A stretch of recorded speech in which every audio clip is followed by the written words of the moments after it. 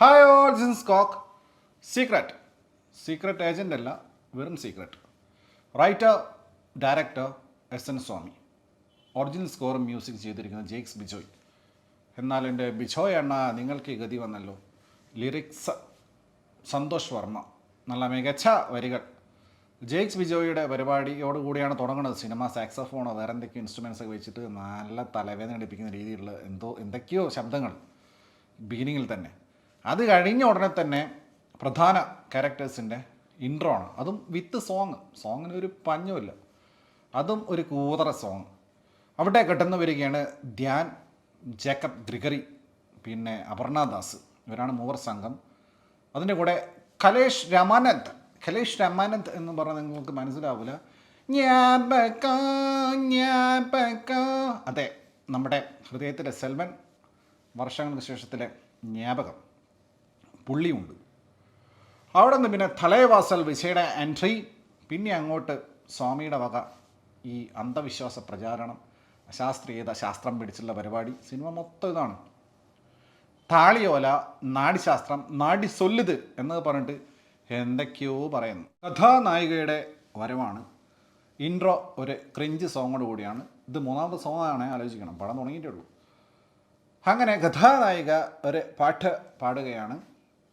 ഗാനം ഒരു വഴിക്ക്, നായികയുടെ ലിപ്സ് വേറെ വഴിക്ക്. അത് പാട്ട് പാടുമ്പോൾ മാത്രമല്ല, ഡയലോഗ് പറയുമ്പോൾ അങ്ങനെയൊക്കെ തന്നെയാണ്.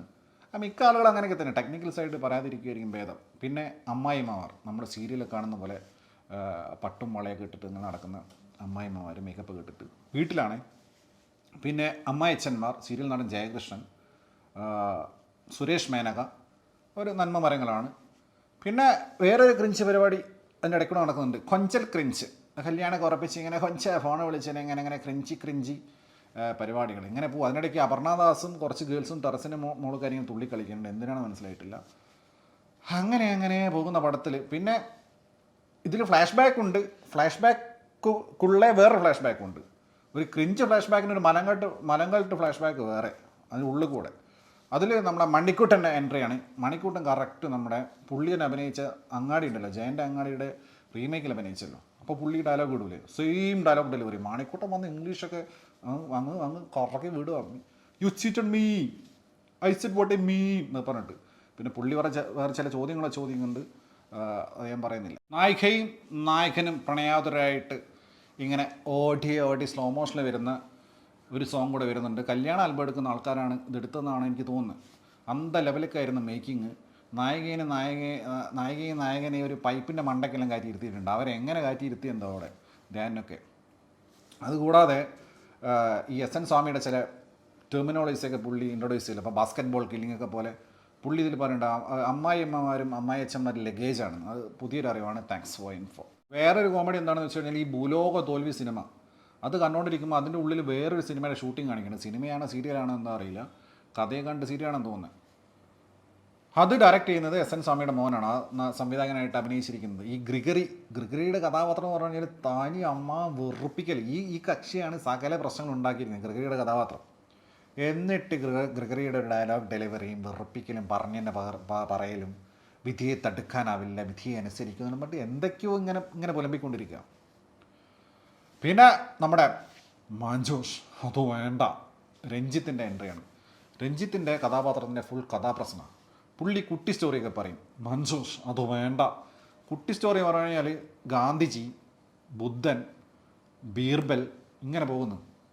പുള്ളി കുറേ ആൾക്കാരുടെ കഥ, EMS, പുള്ളി ഇങ്ങനെ കുറേ.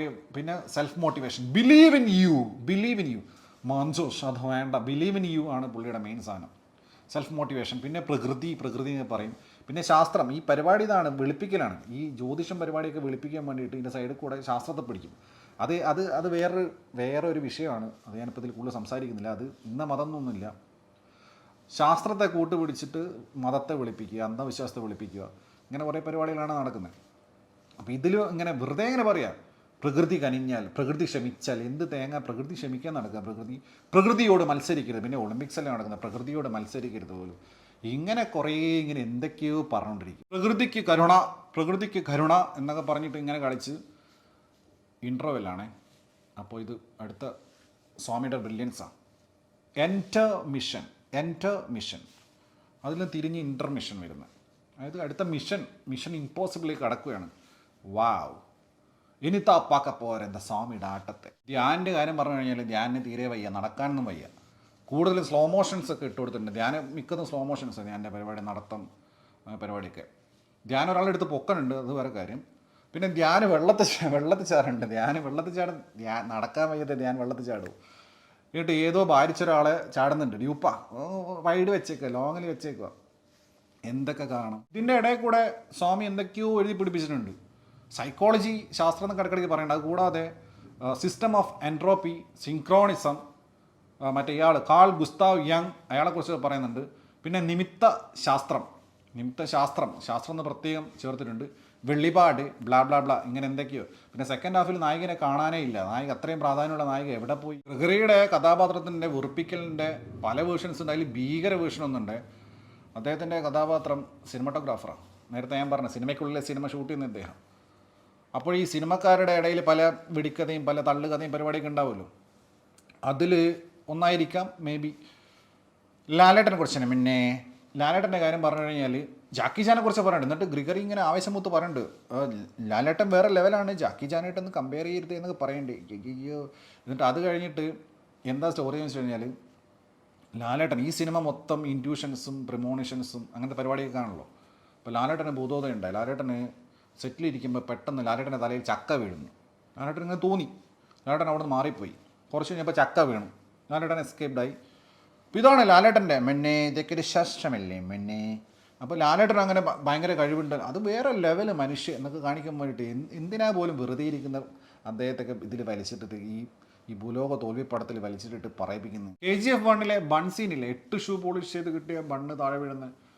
അതുപോലെ ഇതിൽ ഒരു ബണ്ണിൻ്റെ സീനൊക്കെ ഉണ്ട്. എൻ്റെ പൊന്നോ, നാടകം തോറ്റു. എന്നിട്ട് ബണ്ണിങ്ങനെ വീണിട്ട് ഫോക്കസ് പുൾ ബണ്ണൊക്കെ ഇങ്ങനെ കാണിക്കുക. ഇത് കൂടാതെ അങ്ങനെയൊക്കെ പോകുന്നതിൻ്റെ ഇടയ്ക്ക് രഞ്ജി പണിക്കേണ്ട ഒരു വരവുണ്ട്. ഫുള്ള് വിറയില പുള്ളിക്ക് അതിനകത്ത്. കതറൊക്കെ ഇട്ടിട്ട് എയറൊക്കെ പിടിച്ചിട്ട്, പിന്നെ ഫുൾ ടൈം എയർ പിടിച്ചിട്ടാണല്ലോ. ഇതിൽ എയർ പിടുത്തത്തിൻ്റെ കൂടെ വിറയിലും. അതുകൊണ്ട് ഡയലോഗൊക്കെ പറഞ്ഞിട്ട് മൂപ്പർ ഇങ്ങനെ വിറപ്പിക്കുക.